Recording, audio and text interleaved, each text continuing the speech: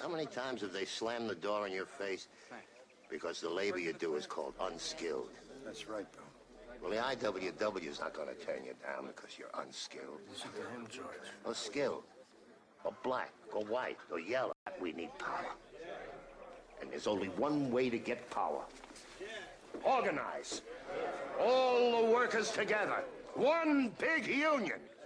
And the war the IWW wants you to get into is class war. Not a war in Europe. War against the capitalists. Look away, look away, look away. Dixieland, Dixieland, Dixieland, Dixieland, Dixieland. Dixieland.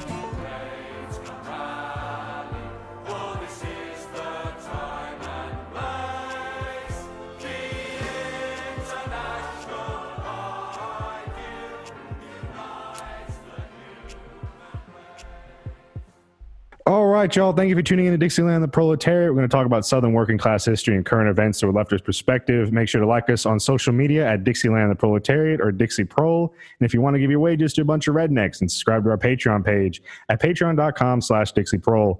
We got a lot of cool stuff to give you, including CDs, stickers, and a cookbook. We also have a Spotify playlist with some great artists you also check out.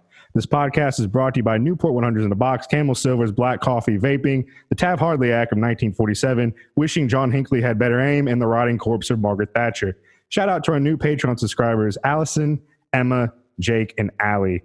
Our monthly Patreon surplus goes to groups that are run by and help marginalized folks directly. As always, I am Nelson with Comrade Kate, and our guests this evening are Dave and Jacob from the Valley Labor Report and Dual Card Wobblies. How is everyone doing? Yeah, Jacob, you're muted. Yeah, I'm doing good. Thanks for having us, Nelson. I appreciate it. No problem, y'all. This is great. I know a lot of people have been asking about the message in the page and stuff, asking about unions in the South, because it's not something that the South is really known for anymore. So I definitely got some questions. I definitely know that people are really interested in this episode. So we can definitely kick it right off. And my first question to y'all is the one I always get asked by my right-wing family is why do unions send jobs overseas, and why do they take all the money out of my paycheck, and why are unions bad, basically? So if y'all can just explain to everyone why that's the case. Obviously, because unions, I don't need a union. My boss really likes me and is always going to be there for me. So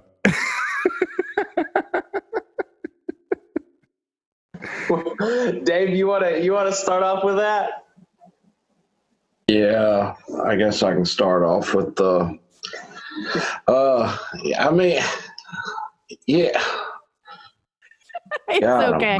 You can start with your boss is not your friend and just go from there. Yeah, well, I mean, does that really need to be? Is that something that we have to go into deep dive on to figure out? I mean, seriously? You'd be surprised. You'd be very surprised. Be shocked. Oh, I know. I get all of the time, oh, Kate, I know that you always say that your boss is not your friend, but mine, they wrote everybody a really excellent letter of recommendation when they laid off half the company in April. Yeah. We're a family. We're a family here at this small business. Yeah. Team, family, it's all the same crap. Hey, I can say shit on here, can't I?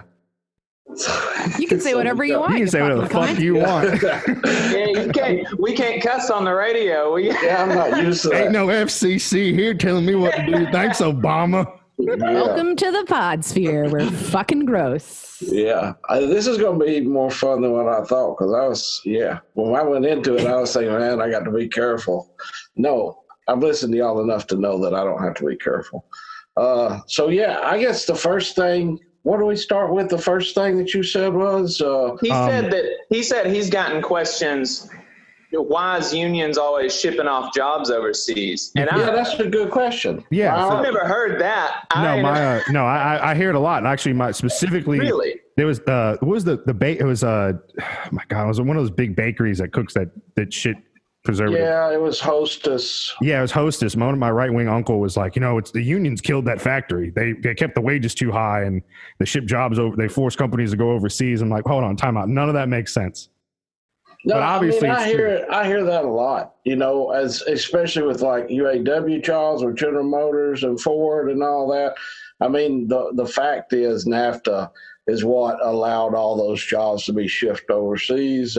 And further, the fact is that our fucking piece of shit Democrat, Bill Clinton loving motherfucking asshole fucking liberal Democrats was the ones that Oh my shipped God, those I fucking love jobs. you.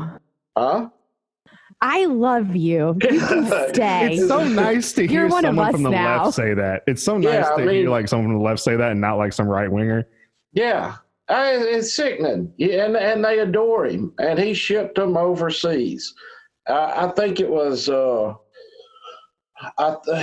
it wasn't Ross Perot, but it was a Texas senator down there that said the giant sucking sound is going to be the jobs leaving the U.S. for Mexico. So I mean, there is some fact to that, but it wasn't unions that done it. It was the wages that done it. But some of the first jobs that left America was telemarketing jobs because those were the easiest to offshore. And how many telemarketers do you know that's got a union job? Right now you're seeing all the IT workers that are being offshored or outsourced to H-1B visas.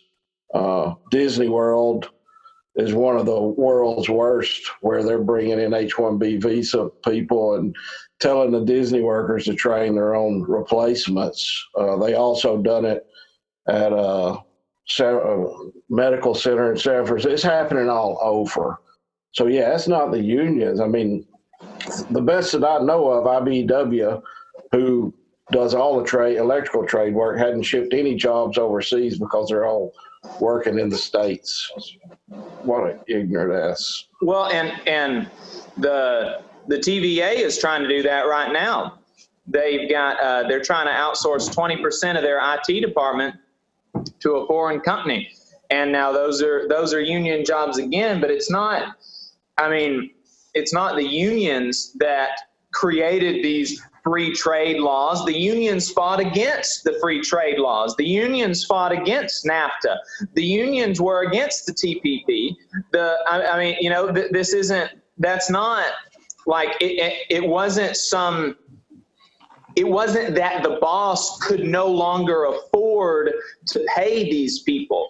It's that the politicians in D.C. gave them a way to pay people less. And so they're, like you said, Kate, the boss is not your friend. And so at the drop of a hat, as soon as they had the opportunity to pay people less, as soon as they had the opportunity to exploit people further, to go to a country where there are no rights for working people, where you can essentially have slavery, child slavery. They did it because they're blood-sucking ghouls, and they were enabled, like David said, by the Republican and the Democratic Party.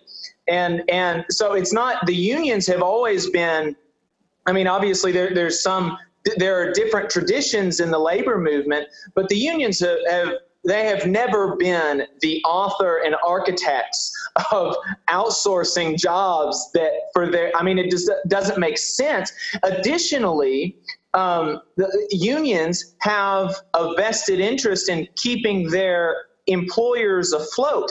Look at what happened in 2008. All you have to do to prove to anybody that unions have a vested interest in their employers staying afloat, that unions are not going to be outsourcing jobs, that unions are not going to be killing jobs if they don't have to, is to see what happened with the UAW and the Big Three in 2008 during the financial crisis. The UAW and their members voluntarily took cuts to wages, took cuts to benefits, to pension packages, health care, all of that to save the company. And what do? The company and the politicians in D.C., they get big bailout packages, and the workers don't see any more of it. And so in 2019, what we saw is the UAW members, after years of record profits at GM, getting fed up with not getting anything that they're creating, not getting anything more, not getting more wages, they're still not even at the pre-financial crisis in 2008 levels. And so they went on strike to get some of that back.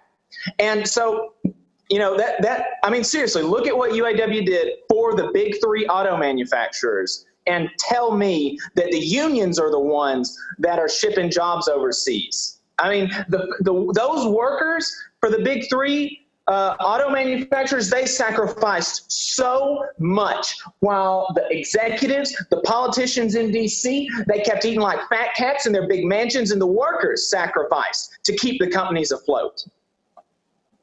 That was beautiful. That was beautiful.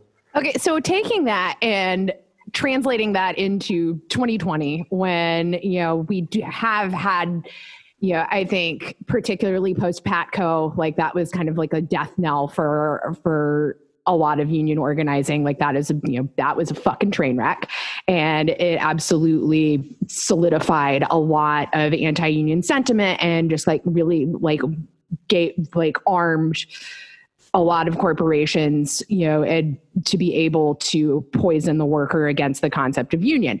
And now in this particular moment, you know, we're seeing people across all kinds of industries, white collar workers, all the way down to, you know, servers, sanitation workers, what have you. There's basically anyone who doesn't own is, you know, fucked right now, you know, either currently jobless or, you know, waiting to find out that they are. We're all, you know, biting our nails to see if, you know, when Congress comes back to fucking session, you know, if in 3 weeks we'll still have the federal unemployment benefits that they expire in 3 fucking weeks, and we don't know what's going to happen with that. It feels like a moment where I can speak personally, where like a lot of people that I know who have, you know, either work for small businesses or work in like pretty unregulated industries like the service industry, that don't have union protections, that have no union experience, you know, getting real curious and being a lot more open to conversations about workers' rights and protections and organizing and the concept of general strike and things like that. Like, are you guys seeing the same thing? Like, how do we take this moment and galvanize people who either had the wrong idea about unions or just have been out of, because I think there's at this point a huge generational gap as well, where it's like enough people have grown into adulthood and entered the job market in an environment where they were never around union workers, that's impacted it to like think that it's not a necessity. Like, how do we translate this into organizing people better? Yeah, I guess I'll go since Jacob's slow on the draw. So yeah, the Patco thing, what you were talking about, Patco, while I'm on the anti-democratic role, let me throw that out there. For anybody that don't know, Patco was the professional air traffic controllers that Reagan basically fired whenever they went out on strike and shut down the world economy, because the economy centers in the U.S., of course. And none of the planes was flying, but if you do any research on that, you'll find out that Reagan was following Jimmy Carter's wonderful lead. He had laid up, Reagan had barely been in office whenever that strike came into place, and Jimmy Carter had already laid out the policy to fire all those folks. He was just look at Google it, you'll find it. It's real simple to find.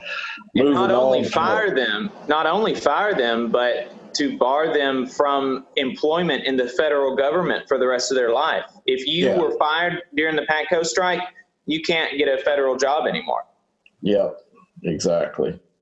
And there's still a lot of people that's that way. Didn't cross the picket line. Thank God for solidarity.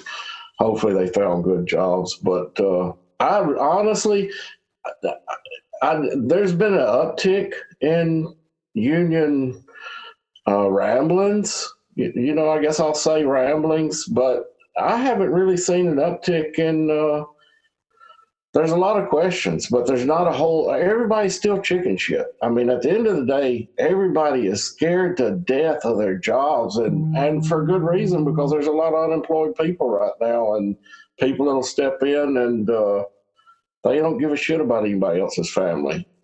Somebody gets fired, they'll step in and take their jobs in a heartbeat. And that's something that we as, you know, I don't know, we as human beings need to start talking about is some basic solidarity, not even, just worker solidarity, but just basic solidarity in general, where we support each other.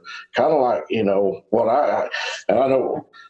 I grew up in Alabama, so it's kind of like what we heard about all our lives as our parents grew up was, and grandparents talking about, taking food over to people's houses and barn raisins and things like that. I mean, I'm that old, but so we've moved so far away from community solidarity to this free market, laissez-faire, everybody for their self mentality. The rise of the Tea Party, the whole 9 yards. It's just, man. And the bad part about it is we've got, I represent about 350 people at my plant, and I've probably got 10 to 20% of them that are far right, nationalist, Trump supporting, just batshit crazy. I mean, they're still members because they recognize that it helps them. It helps their wages, it helps their benefits, their pensions, their health cares, all this great stuff, but they're in it for themselves. They're not in it for the person coming behind them. That's really where we're at in America today. I don't know how we change the hearts, but we got to change the hearts. Yeah, and I think that, I think that a lot of it has to start with education. I mean, like so many in Alabama, unions have been purposely removed so far from the kind of realm of imagination, so far from like the realm of the possible. Like people don't even think about it anymore. Like, oh, my job is bad, I got to deal with it, or I got to get another job. Like you don't even it doesn't even cross people's minds. And because they've never heard about it, they've never been taught about it, they don't know anybody in a union. I don't know, besides people that I have come in contact with through union work, I don't know anybody in a union. I don't believe I know anybody that I have not met through union work in a union. And that is when I was coming out of high school, if you had asked 18-year-old Jake, what is a union? I wouldn't have even really been able to give you a coherent answer. And I think that a lot of folks are like that. They don't even know what their options are. And so they have a job that's bad and like they don't know what their options are. They don't know what to do besides deal with it, which is what you hear a lot from. You hear that a lot from, the pulpit. There's the stuff that you hear in these white evangelical churches is so very individualistic. Salvation, long-suffering, meekness, humbleness. If you've got a bad boss, pray about it. And there's no like eye towards society, eye towards the collective. It's everything in the culture, in the air that we breathe is just individual. And so, like David was saying, I think we got to, broadly speaking, if you're actually in a workplace and you're wanting to organize, like that's different. But like for folks like David and myself, I think it's our job to educate people. And that's why we have that show, and that's why we have the show where we have it. But if you're in a workplace and you're wanting to unionize, you've got to do the education on a more individual scale, on a smaller scale at your workplace. We're talking to people that we've never met and we're never going to meet, and we're hoping that they hear what we have to say and they take it to heart. But if you're in a situation and you've got coworkers that are mad and agitated about their working conditions, maybe start poking them a little bit, like making, fan the flames of that discontent. And the agitate and AEIOU. Yes. Agitate, educate, inoculate, organize, and push for the union. You gotta, I think education is a big part of it. I think that's how you take advantage of this moment. And there's a lot to take advantage of, but I think education is going to be a big part of it. Tell us more about your show. Yeah. And you see, that's why I teamed up with Jacob, because Jacob is so positive about this. I've been doing it for about 35 years, and I've just gotten so, what's the word? I mean, I still organize every day, and I absolutely love it because I love people and I want to help people out. But I have no faith in people anymore. And Jacob is about the only flame under my ass that actually lights it and says, come on, let's do this. Come on, let's do that. And I'm like, it ain't going to work, Jacob. I've done it 1,000 times, but let's try it again. You know, so it's so wonderful having somebody his age in the movement to see that, you know, him at my age is going to be like 10 times what I am right now. So yeah, that's awesome. Real quick, Carl. I feel like y'all three are union people. Like I've never been in a union. Like my entire working career, I've never been in a union. And I've talked to people at different conferences and things that I've gone to on socialism, about unions and stuff like that. But from what I hear, coming from a perspective of not knowing shit about them, except for like just what you read, but not having that life experience. One thing that I hear from my right-wing family is that unions are a Ponzi scheme with your benefits. Somehow pensions, I don't know. They also think that Social Security is a Ponzi scheme. So with that whole, before we get into like what the Valley Labor Report is, that's another big thing I wanted to talk about was your pension plans. So how does that work for someone who's never been in a union, who's never had a pension, who coming from a right-wing family that says that shit? Like what is your response to that when right-wingers say it's a Ponzi scheme? Like you just have to look at the data. Like, that's too logical. That is way too logical to look at data.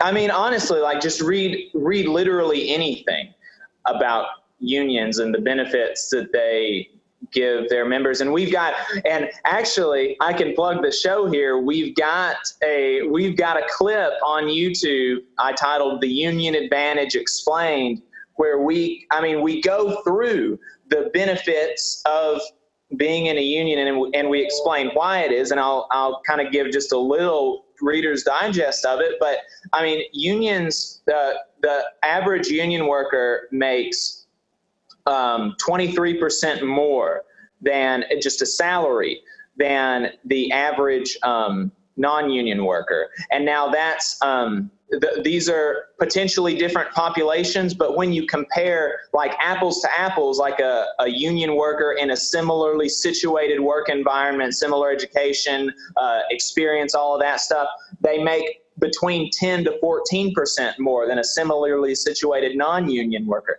And even if that was it, and it's not, but if that was it, then your dues would be worth it, because I have never heard of union dues being 10 to 14% of your salary. That just doesn't happen.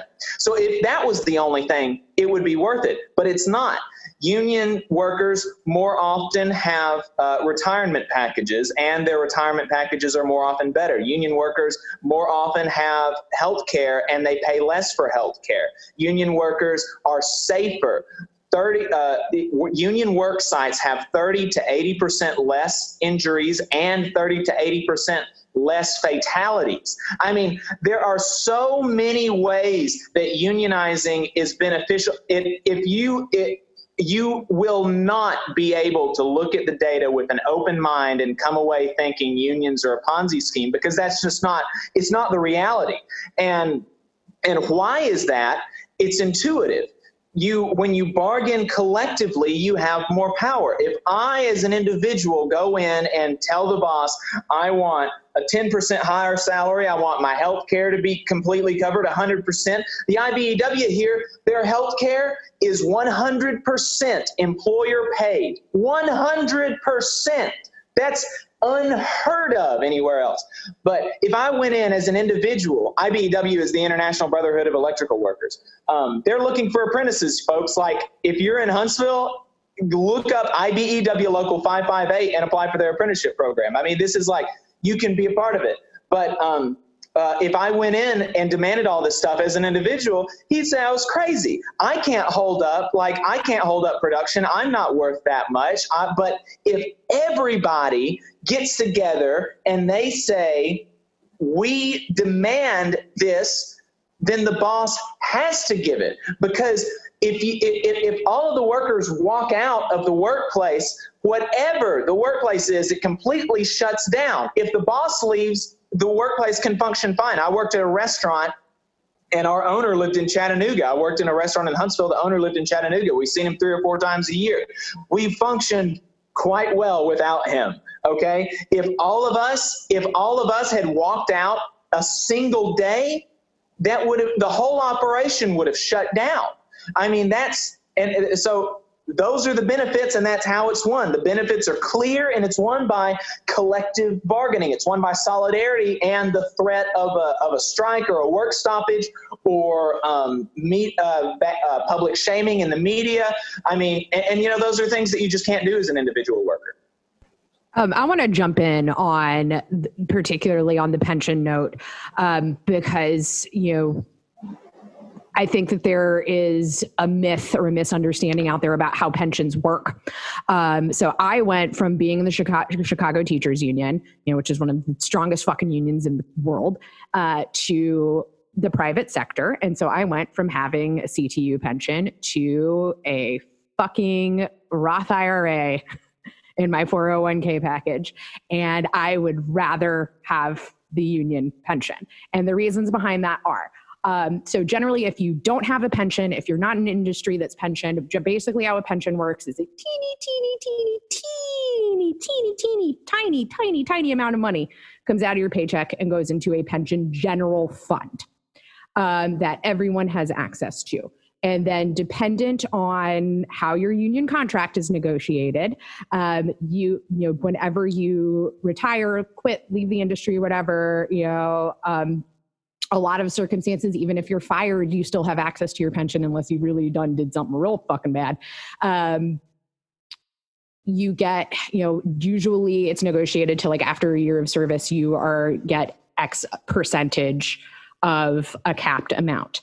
And then there's a certain point where it just jumps up. And once you have spent a certain amount of time on a job, like in that union, you get all of the money, regardless if you leave that day or decide to work another 15 years, you're going to have, that full pension amount. The difference being when you go into the private sector and you are being lured with all of these wonderful benefits of, we have such great PTO and we have great health coverage that doesn't include dental or optical, but it's health coverage that you get to pay for completely out of your fucking pocket. We just picked out the plan for you because that's how that works. A much larger chunk of your money, and you can choose to do this or you can choose to opt out of it. There's generally people talk about retirement packages and it's generally in the form of a 401k. And a 401k also comes in multiple different forms. At some point, you'll wind up meeting with a financial planner that was hired by your company on contract. So they're getting a cut of this. They have, if you want to talk about a fucking Ponzi scheme, why would this person have such a vested interest in making sure you get the biggest return on your investment for your retirement plan? Because they're getting a fucking cut of it. So you're going to sit down and you're going to have weird conversations where they say words like Roth and Vanguard, and you go, I don't know what these words mean. And basically what you're doing is you are going to buy a stock package that you have absolutely zero control over what companies you're purchasing stock in. And I got in a huge fucking very big blow up with the woman who did ours at the last company that I worked for, because I chose to have this conversation in front of everyone because I thought everyone deserved the information. Where I went through the packages that were offered to us and went through what companies use child labor, what companies were like exploiting mineral mines in Africa, and was just like, is there any way to be, because I was just like, I would like to know how I can ensure that my money is being invested ethically. So you're left to invest them with yourself, and that's about it. Exactly. And she just stood there and blinked at me and she's like, well, here are your options. I'm like, great. There isn't a package that you've put on the table that does not have either Apple or Nestle in it. and I don't support these companies, I'm not comfortable knowing that my retirement is going to be based off of slave labor. And she's like, well, I think that's excessive. And I'm like, it's not excessive, but we can talk about that later. So but basically the big difference is that, one, your entire retirement, in a union environment with a pension plan is going to be coming from exactly non-exploited labor, because it's coming from the labor of you and your fellow workers. And two, you all are the ones who have a vested interest in it succeeding. If there is an intermediary, if you were crossing your fingers that the stock market fucking holds, which at this point, we're so disconnected from it, fuck this shit. Whether it you don't know at any given moment how much money you have, because it fluctuates so severely. So it's far riskier. It's less ethical. It is an act, other people having an interest in how much interest you're accruing is dangerous, and it is predatory. So the idea that a pension that is so clear cut is a Ponzi scheme and is somehow inferior to allowing your company to buy a contract with an investment group that is going to gamble with your future is just fucked to me. Yeah. So to answer your question, because I hadn't heard it really answered yet, the pension is basically, in like a 2-minute nutshell, the pension is basically when you hire on, the contract that you're under says, we'll guarantee you X amount of dollars for X years of service. So let's just say it's $100 a month for however many years of service. So if you do 20 years of service, you get $2,000 a month at your retirement. And the pension is made up of trustees. So you got the company puts in the money. Half of the trustees are from the union, half of the trustees are from the company. So it's jointly managed, and at the end of at your retirement, it's a guaranteed benefit. In other words, no matter what happens, whether the pension made money or lost money, the company has to make up the difference.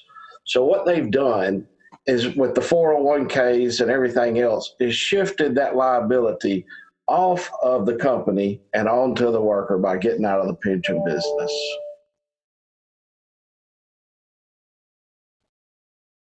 Okay.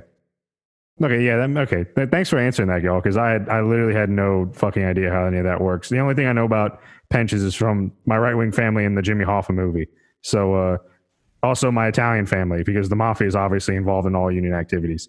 So I guess the next thing, coming back to what Kate said, what is the Valley Labor Report? So can you all talk about your program?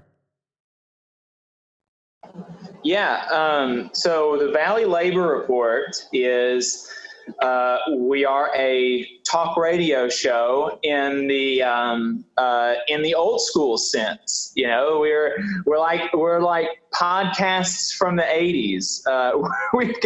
We've got commercials. We've got the deep voice sound guy doing our intros and all that good stuff. We're like Laurel and Hardy. What's that? I said in many ways we're like Laurel and Hardy. Right. I don't know. I don't get that reference. That must have been before my time. How old are you? I am 23. Wow, you're like an actual baby. No one likes you when you're 23. Oh, fuck off, Nelson. Yeah. Look, he's Blink-182. I mean, literally, it's lightning in the bottle with him. Whenever I met him, here's the funny part. How we met was I come back from the AFL-CIO convention in Montgomery, where we were endorsing candidates for the statewide endorsement of candidates. And we endorsed, when I say we, it's 300, 400 people from every union across Alabama, and they're voting. We endorsed a Republican candidate And I was running the Facebook page at the time, so I put all endorsements out on the Facebook page, and it wasn't long, and Jacob was on the messenger going, what in the hell are y'all doing endorsing this guy? I know him. He's right to work, yada, yada, yada. So I knew right away. I was like, holy shit. I got to team up with this kid because he's got some fire. For 23, he's got fire. I just did like quick math in my head, and when I was on my first strike line, you were 7. Yeah. I'm pretty young, and I have a very. It's great. It's so good though. This is giving me like joy and hope. Like right. God bless you. We need 50 of you. We need 50,000 of you. And I have a very like white boy Republican look about me most of the time. Like I wear like, chinos and button downs and everything. And so I like shake hands with folks and they're like, oh man, you're a very respectable young man. And I'm like, yeah, now let me tell you about socialism and unions and, and Antifa. But the back to the radio show though, I knew that I wanted to do something like this because like I said, like I think that unions are so important, and I think that they can be like the change agents moving forward in this moment. But like when I graduated high school, I didn't know anything about unions. I had no idea like what they are, what they did, how to join one, how to make one. I mean, it was just all Greek to me. And so I wanted to do some of that education. And I wanted to do some of that education on where people would hear me, right? Like I don't have anything at all against podcasts. I love podcasts. I love this podcast. I love the Majority Report. I listen to the Majority Report like every day. I listen to y'all pretty regularly. I listen to the Antifada. Like I love podcasts, but those are like made for folks like us. They're made for people that are already there. It's like choir preaching, and that's great. I love to be preached to. I love to like get the news from that kind of lens. But we wanted to be able to talk to folks in our community where they are, and they're just a whole lot of the workers in Huntsville, Alabama, they just wouldn't listen to us if we were just a podcast. And so we wanted to get on the radio, and I knew somebody that had a liberal talk radio show on that station, so I got in touch with him. He got me in touch with the station manager, and he said, yeah, I don't care what y'all say as long as you pay me for it. So we paid for the airtime, and now we're on the largest news talk station in our media market. The station, they told us that they reach like 60,000 people throughout the week. This is the station that Sean Hannity came up on. Rush Limbaugh plays on it during the week. Ben Shapiro plays on it during the week. And so we're going right into the halls where the propaganda is pushed out and trying to counteract that for an hour and a half every Saturday. Yeah, and I see Nelson. He's over there thumbs downing. But if you remember, whenever I talked to y'all, about 2 months ago about organizing unions, and I told you can't make it political. If you were going to organize unions, it's got to be apolitical until you get them indoctrinated, until you get them inside that, your barrier to where they're protected, and then you can start educating them and indoctrinating them. But, we've got I don't know what, probably 60-70% conservative up here in North Alabama. If you take the whole, North Alabama, Huntsville's probably a little bit more liberal, but they still constantly elect Republicans. But you can't leave them out, because those are the ones you got to convert. I mean, it's as simple as that. And that's an ultra-conservative talk radio show. The 90%, I'd say probably 95% of the listeners are or right-wing Trump supporter. I mean, they got a freaking 3x6 Trump banner hanging in the radio station that we broadcast in. Yeah, and that's a really good point that he said. Like when you're if workplace organizing, like you in Alabama especially. I mean, maybe in New York you can have a powerful union and say like you can't be in it if you're a Trump supporter. Like I don't know, but you can't do that in Alabama. To have a good union, you've got to have high union density, you've got to have high solidarity among members, and you've got to have folks that are willing to stand up to the boss. And if you say you can't be a part of this if you're a conservative, or if you make them feel unwelcome, like you're just going to be SOL. Like you're not going to have a strong union. There's no getting going on.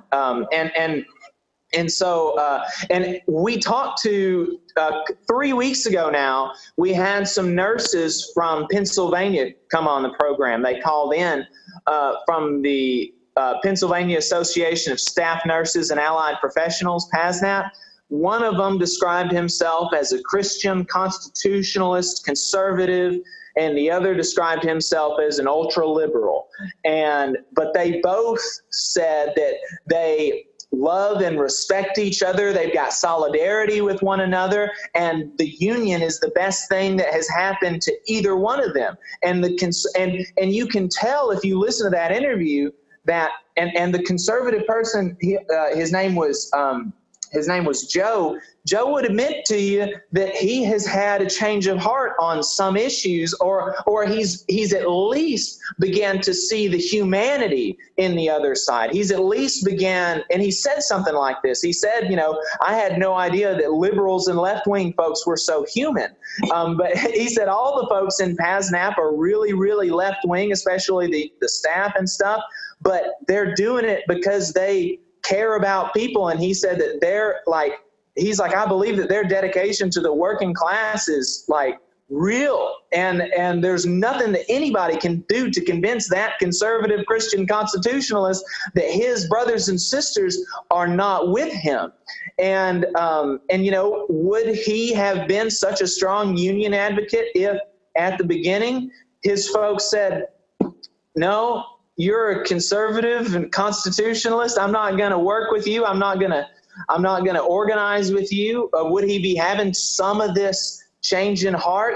He said that like when you organize, you have this ability to have these real hard conversations with your brothers and sisters that you wouldn't get to have if they were just your coworker. And that's a good place, like David said, for that kind of education. And so we hope to kind of enable people to do that on a personal level, and we hope that we're doing some of that on the show. So to tie everything back together to the very beginning of this conversation, when we were talking about why do people think that unions are bad? And I think Dave touched really beautifully on this false sense of American rugged individualism and this every man for themselves, false bootstrap narratives, I think you both touched on, individualism being preached from the pulpit about, like this need for suffering, but there's also like, you get what you deserve. Are unions the starting point for combating this culture war that is ripping us apart right now? Yeah, that's a good question. I don't know where the starting point is, and I'm not coming on here to blow smoke up your ass either, because, I think if any of us knew, then we would be 100% organized across the United States. So, I mean, that's a good question. I don't know where a good start. I don't think a union is a good starting point. I think communities and it goes back to what I was originally saying, is we've lost all touch with community. We've lost all touch with social solidarity. Nobody talks to each other anymore. They go do their own thing, and that's that. And I constantly try to talk to my members and tell them, talk to your neighbors about what the union's done for you. or the benefits, and it just open up the conversation. I don't honestly. The union can't be the starting point, because the union to me is the finish line. We're once you're already in the union, you're there. There's really no farther to go other than just building working class solidarity with everybody else. So I don't know. That's a good question. I wish I had the answer. Yeah, I mean, like David said, I don't know that we've got the answer, but I think the fact that those two nurses, that ultra liberal and the conservative fellow from Pennsylvania, that you can, if you go and listen to that interview, you can really tell that there's a deep connection there that those two brothers have. And so, I think it can be like David said, but I don't know that it's necessarily that. I think it can start. I think it can start anywhere. I think it can start in church. I think it can start in the union. I think it can start in the schools. I think it can start it doesn't have to be unions. I think it can be, and I think those of us that are in unions should push to make that make that the case in our unions.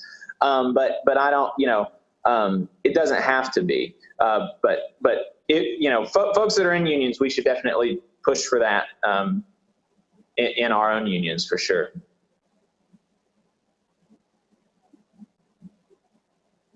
I guess Piggy, go ahead. I'm sorry. This is a question that's been burning in my mind, just like reading through history, and I would do a disservice to a lot of people that have asked me this if I didn't ask this question. I guess the elephant in the room, just to come when it comes to Alabama labor, the elephant in the room is that race has always been an issue when it comes to unionization in Alabama. Obviously, I'm reading Hammer and Hoe right now. So you had black unions and white unions, and they were pitted against each other by the bosses. And racism in the union movement in Alabama has always been a huge, huge issue. So as two white working class guys, what do you say to people from the outside looking in, saying Alabama is still in the union movement, is still like that? So how have y'all combated that? Because obviously if you have right wingers in your union, that's going to come up. So how have y'all seen that? How do you combat that? How have things changed really since the 1920s and 30s? I guess is the major question when it comes to the union movement in Alabama. Yeah, I was the guys just recently passed one of my members, but I was over probably a year ago, and it had nothing to do with anything. I was just over in his area. I can't remember what we were talking about, and the N-word come out of his mouth, and I was just floored. I mean, number one, the guy was from Ohio, so you just, I guess I have a different outlook on people from the north that come down south. There, at least you got to know where you're at, but. Oh no, they walk in and they think like, oh, I can finally say it out loud now, because I've lived all over the place, and I used to drive from Chicago to Louisville, which is just basically a straight shot down Indiana, once a month. And you see far more Confederate flags from Indianapolis to Louisville than you do from Memphis to Nashville. Like, it is deep seated. It is, and it's as if like like Northern racists, and they're abundant, think it's like this. It's like they think they've pulled the wool over everyone's eyes. And then there's this idea that, the South is a monolith and that we all agree with that mentality. So they'll just walk down here and they'll see a white face and they just think, I can say whatever the fuck I want to these people, and they're not going to be offended by it. Just this assumption that we agree, and it's sickening. Yeah, and I'm sure that's what that guy thought. I've worked in Detroit and Messina, New York, and Defiance, Ohio, all over the East Coast in auto plants, and there's easily 3 to 4 times as many racists up there as there is down south. They're just a whole lot more quiet about it. But to get back to Nelson's question, you know, I guess the fact that he just felt like he was in good company, you know, and he could say something like that, and it just kind of took me off. And honestly, I didn't say anything to him for like 15 minutes. I had already actually left from talking with him, and I got halfway down the aisle, and I'm like, I got to turn around and say something. Because at that, it ate on my conscience so bad. So I turned back around and said, look, man, I know that may be the way you're raised. I'm not going to question your upbringing, but I was raised not to say that, have a little bit more respect for me. And he wound up apologizing and saying, oh, that ain't the way I was raised either, yada, yada, yada, all the horse shit they always say. But at the end of the day, yeah, I mean, it's prevalent, but I don't think, that is the first time in like 15 years that I've been out there, never heard nothing like that. Now, I mean, there's some divisiveness, or not say divisiveness, there's some groups where, a lot of black guys hang out over in this one area and the white rednecks hang out over in this other area, but I think you get that everywhere. But for certain, we've had, I've recently been elected president of our union, but before that, we had 12 years of a black president prior to me, as the leader of our union. So there's a lot of mutual respect that goes on. I think we probably get the black eye because, anytime the UFOs land there in frickin' Roswell, and anytime the KKK pops up there in Alabama. So, that's just the media narrative, but I don't think it's I'm certain it's not as prevalent in our union. Yeah, and I've got less of a hold on maybe the Alabama labor movement and how we are with racism more broadly, but I am fairly familiar with a lot of the unions up here, like the president of David's union before he was elected president. He's now the president of the Labor Council in North Alabama, and I know, several of the unions up here have black leadership, and now that doesn't mean that racism is not used against the unions. What I have seen in the federal government, I work for the federal government and I'm in AFGE. What I've seen talking to other AFGE locals across Alabama, and to a certain extent in my own union, is that the union is seen as for the black folk. It's not for the white folk. That's not, I have not heard that said so much in my union. I haven't heard it said like explicitly, but talking to other folks across Alabama, I've heard that. But I could imagine that it is said about my union, because routinely at union events, I am the only white guy there. I'm the only white person. At a lot of my union meetings and a lot of the lunch and learns, at a lot of the events that we put on, I'm the only white person there. And this is not a majority black workplace. This is a majority white workplace. So, and so you've almost got an opposite, like a counterintuitive problem where you have to reach out to the white folks, and that's not normal. But David talked like that black folks are more present and active in his union as well. And so I'm not sure how common that is across the labor movement in the South, but it is something that we have to combat, that the union or the labor movement is just for white folk or just for black folk, because it is for everybody. And as somebody that is a white person in my union, I do try to, I want to try to talk to folks that I work with that are white, that aren't in the union, and then try to get them to join and get them to see that like it's for everybody. It helps everybody. I mean, this one, he was black, but I mean, that's not really relevant to the story.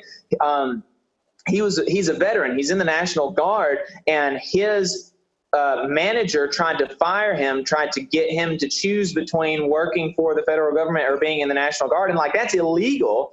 And the union was able to fight, and he was able to keep his job, and he like got a raise and all that stuff. And the manager quit, and the manager ended up leaving him alone.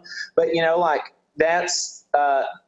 that would have happened to him whether he was, I mean, I don't know, maybe it did happen to him because he was black, but that's a really good story about how the union has helped somebody, and communicating those stories is really important to getting people to realize that that the union is going to help them. Do you think that perception of the union only being for specific groups comes from like a space of divide and conquer? No, because I think the reason that you see a lot more of the predominantly black folks in the unions here, and you see it a lot, Jacob's national president's black as well, and a reverend from the South, they recognize oppression when they see it. And they see the company as the oppressor, and they see them as the oppressed. And so, I think it's white people have generally not been oppressed throughout their life, and so they don't recognize oppression when they see it. They're bootlickers by nature, because they'll lick a boot in a heartbeat to get a raise, and black folks just I don't know, they've had to fight a little bit harder. But the great thing about the union is it is the great equalizer. Because no matter, I'm an electrician by trade, no matter whether you're a woman electrician, a trans electrician, a black electrician, we got Muslim folks out there that I work with, we all make the same fucking dollar. So it is the great equalizer. And it could be that a lot of white people don't like that. They want to lick boots. I don't know. Yeah, I'm not that way. I'd rather, kind of like what one of my heroes said. But when I rise, it won't be what from the ranks; it'll be with the ranks. Eugene Debs said that, and I think he was one of the great labor leaders. Yeah, and I mean that folks love to get those raises. Yeah, that doesn't mean that that it can't be. I imagine that if the boss like saw an avenue to do that and it like it wasn't working already, that they would absolutely exploit that. Maybe in a situation where white people weren't, the white folks in the workplace weren't already just bootlickers, but in his workplace apparently, and in my workplace, I haven't seen any active campaigns to push that narrative.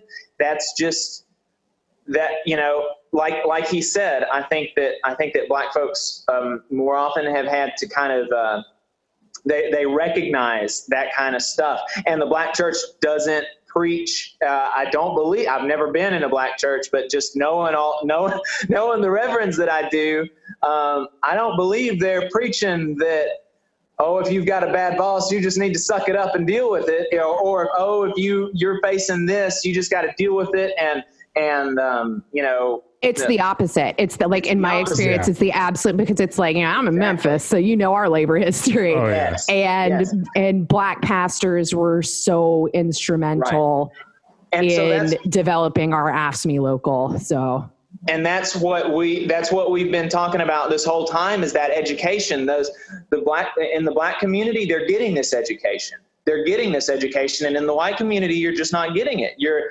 Everything from the pulpits, from the schools to your parents, to your grandparents are telling you that as long as you as an individual do what you need to do, you're going to be fine. You don't have to work with anybody else. You don't have to help anybody else. You don't have to support or stand in solidarity with it. You don't have a duty to your community.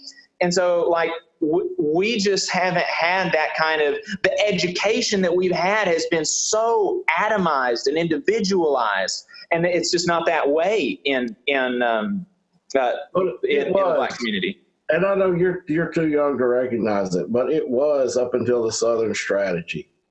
The white churches were very liberal. The white churches were very socialist. They believed in helping people. The Southern strategy is what killed every bit of that and brought republicanism into the South and into the churches, mainly the white churches. But it used to not be that way.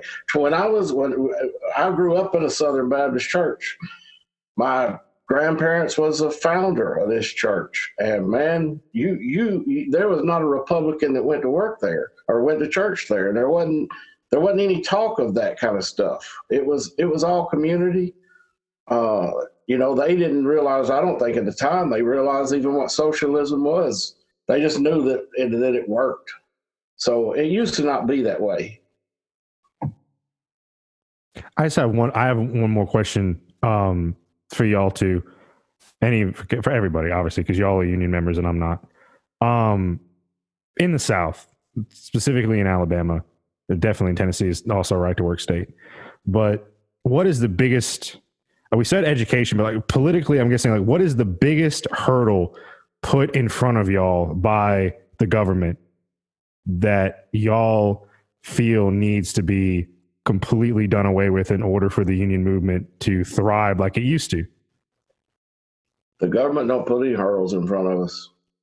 They now as a union, they enact a lot of laws, and the labor board gets appointed by the president. So that hurts us. But as far as organizing goes, the government don't put any hurdles in front of us. When UAW was organizing the VW plant over there in East Tennessee, somewhere near Chattanooga, the governor came in and threatened that he was going to withhold some subsidies for expansion, socialist subsidies, a Republican governor, for expanding the Volkswagen plant. So, that scared a lot of people away, truthfully. But, what me and Jacob talk about it every week on the radio. This ain't got anything to do with the government. It's got to do with helping your fellow man. And the biggest hurdle that I see right now is just what we've been talking about this whole time: this rugged individualism and everybody for themselves. And that's the big hurdle. And I think a lot of it's fear as well, fear of retaliation. A lot of people don't even want to talk about it because they're worried if one of their friends hears and goes and rats them out, they'll get terminated. And that's a real fear. It's a serious fear. But as far as the government goes, that's the way I see it. I could care less what government is in place, because my pay is the same. I negotiated my pay 3 years ago. I know what I'm going to get paid for the next several years. I know what my raises is going to be. I know what my health insurance is going to be. Screw the government. That's the way I look at it. Which I'm more of an anarchist, say anarcho-syndicalist or anarcho-communist or social anarchist, whatever you want to call it. I'm not a big fan of government in the first place. I think if they'll get out of the way, the working class, if they build solidarity, we'll run the world. Well, there won't be any government. It'll be councils of workers. Yeah, I think I really do think that the lack of education or the miseducation that people are getting is more of a hurdle than the obstacles that the government places in front of us. But I do think there are some. I think that right to work laws are bad.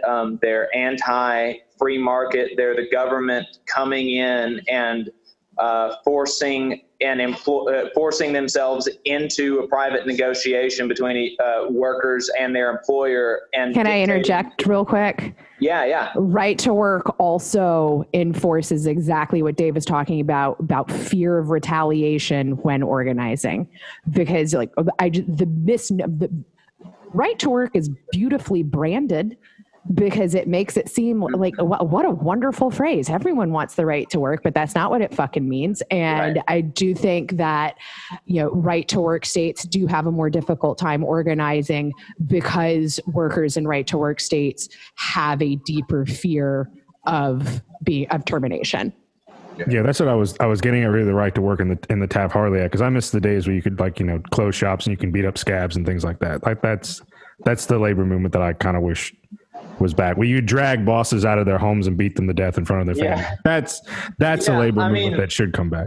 And that is to, like, if Republicans were, or if small government folks were just neutrally interested in small government, then they would remove these restrictions on bargaining that they placed on unions, like right to work laws, like they banned sympathy strikes with, I think it was the Taft-Hartley Act that did that too, the banning of sympathy strikes. These are all things that it's big government coming in here and telling workers and employers what they can and can't do.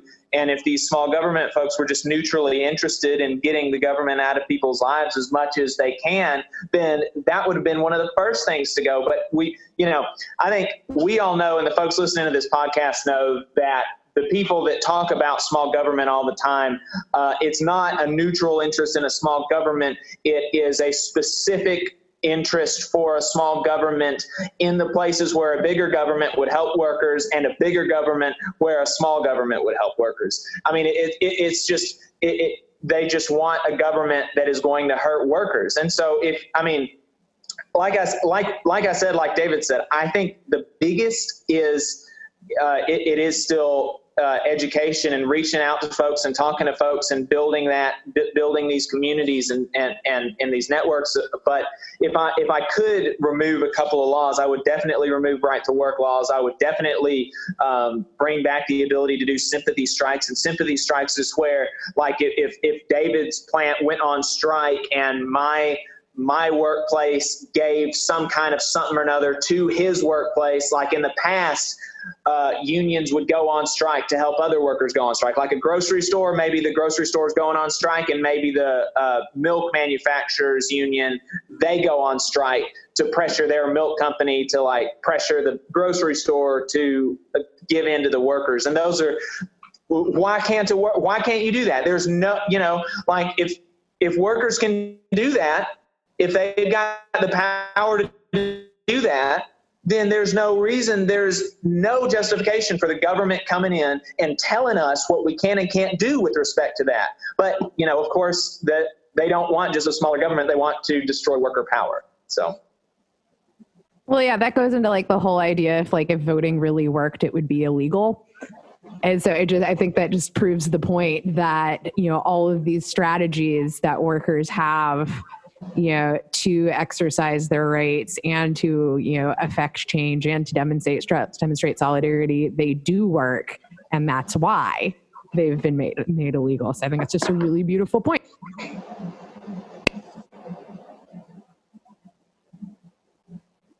Yeah, we lost you for a minute.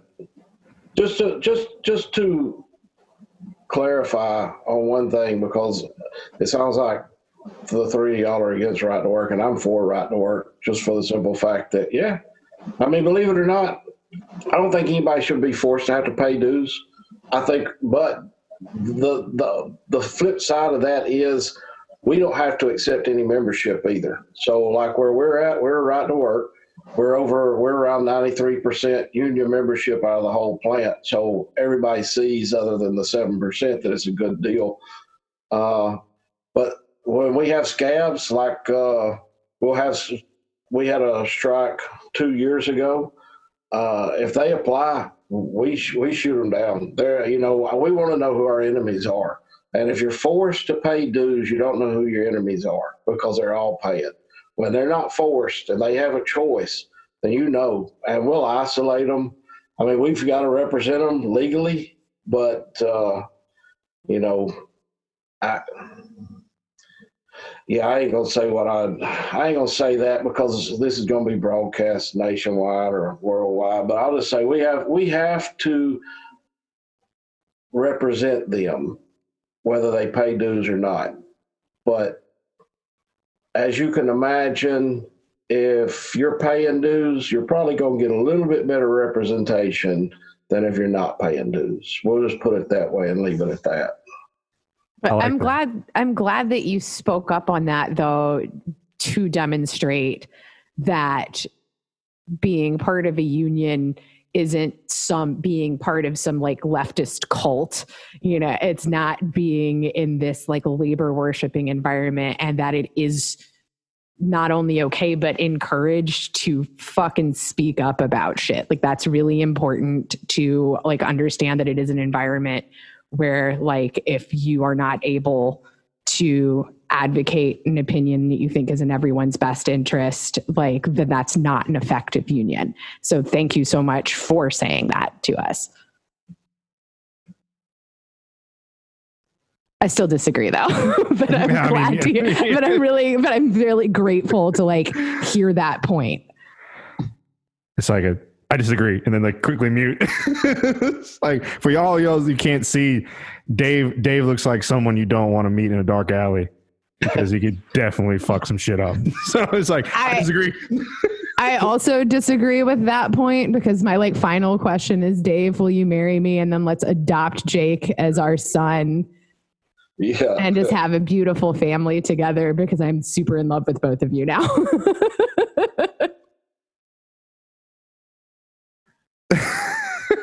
Everyone's I don't know. speechless. Dave may be older than you think. He was around when the first unions were formed. So, I mean, I don't know. Dave was at Blair Mountain. Dave remembers. Dave was at Blair Mountain. He was at the Pullman strike. He was everywhere, man. Dave is actually a ghost. He was burned alive in his tent at Ludlow. You actually can see him in pictures next to Eugene Debs giving speeches. Yes. He was there when Debs got arrested for giving his anti-war speech, World War I. Yeah, if you look at the pictures from the Haymarket affair, you can see him in the crowd. Dave was the one who threw the grenade. Dave was the one who threw the grenade. Dave was the one who threw the grenade. Dave went to pick up Elizabeth Gurley Flynn from the train station when she got to Seattle in 1919. I put up with this every week, so it's not, this is nothing new for me. Yeah, I'm old, okay. I like this labor history greatest hits we're doing here, though. Oh, Lord. I would have been hung. I would have been the one hung for throwing the bomb. So, I guess I'm lucky that I'm not that old. And it's a wonder that they hadn't got me yet, because God knows they've had many good reasons to. Thank you for that. Well, thank you, Dave. For whatever we'll it is you're alluding to. Thank you. We'll defend you. Don't say anything else. No. Because if you go far left enough, you get your guns back. So we got you. Jacob, Dave, any final thoughts before we call it a night? Anything y'all want to plug? Anything y'all want to say? Just thanks for having us. I've been listening to your podcast. I think I was probably on like the second or third episode, and how in the hell I found it, I have no clue. But I popped on it, and the only thing that I'm really pissed off at y'all about is you don't put out enough material. I go to bed every night, and I think I told you this. I go to bed every night, and I cut y'all's podcast on and just on Spotify, and it plays, and it's still playing in the morning when I wake up. I want to wake up here and left this shit.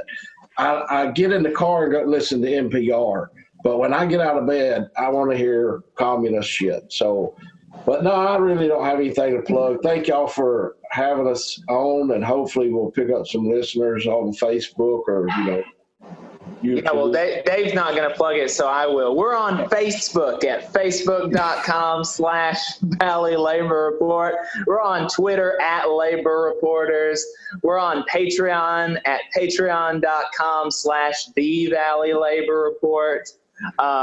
So yeah, you should follow us on all those places, and you can listen to us live on YouTube. You can search The Valley Labor Report, or if you're in the Huntsville, Decatur, Athens listening area, you can listen to us live on Saturdays from 9 to 10:30, or what? Is that 9:30 to 11? 9:30 to 11 on 92.5 in Huntsville, Decatur, Athens from 9:30 to 11. And then we're also recording of our show plays on 100.7 FM WGOL in Russelville on Sundays from 8 to 9:30 in the morning. So, follow us on all those places. Throw us a couple bucks on Patreon if you've got some money. Airtime ain't cheap. We were talking about that before we started. Airtime ain't cheap, so we've got to get on the air somehow. So if you got a couple bucks, that'd help. And listen to the show. Thanks for having us. I appreciate it. I really have. I've enjoyed the conversation, and thanks for the opportunity to talk to your listeners. Hell yeah, man. No problem, y'all. Thanks for coming on. Send me those links, Jacob, and I'll tag them in the show notes. And obviously, we'll blow everything up on social media. So hopefully, y'all get some more money and some more listeners, and can get on more radio stations. But all right, y'all. So at Dixieland and the Proletariat, we believe the South will rise again, but this time for the right reasons, those being worker-owned means of production, decolonization, and self-determination for all oppressed peoples. We are coming to you from the heart of Dixie, Montgomery, Alabama, and we'd also like to recognize a recording on land that is occupied and rightfully belongs to the Muskogee, the Chickasaw, and their people. It's been Jacob and Dave from the Valley Labor Report. Thanks, y'all, for coming on. And as Tyler would say, good Lord willing, the creek don't rise. We'll see y'all next time.